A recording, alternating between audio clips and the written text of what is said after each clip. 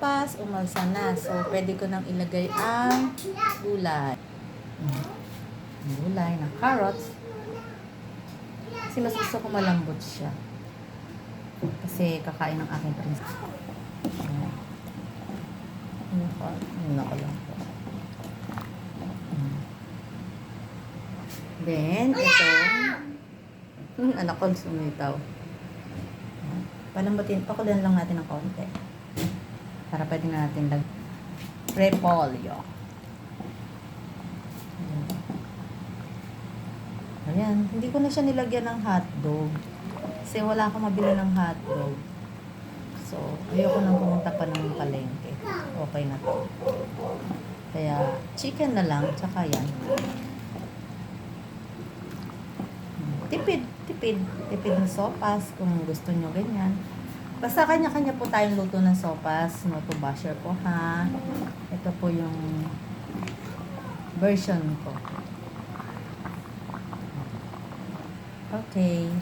Ilagay ko na rin ang repolyo. Yan. Natuyo siya kasi umalsa yung sopas na nilagay ko, yung pasta na nilagay ko. Bigyan ko na lang mamaya ng konting tubig. Tapos yung milk. Ayan. Pakuluan po natin siya. Pakpan muna natin. Ayan. Yun, kumukulo na siya. Haluhin mo na, haluhin mo na. Haluhin mo natin siya. Ayan.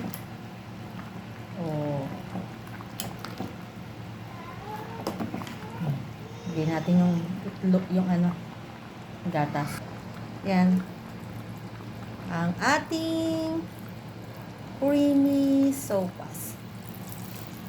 Masarap yan.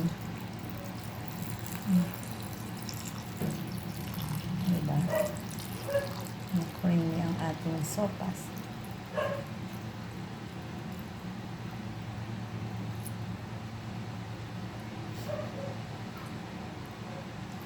Ubusin natin.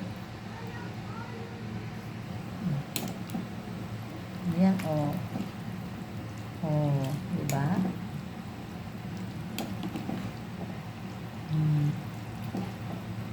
Pakuluan lang natin siya ng konti. Para maluto ang gulay. Pero paluto na yan yung gulay. Actually, pwede na yan sa iba. Pero sa akin, palalambutin ko pa ng konti. Okay. Okay guys, thank you for watching. Bye-bye!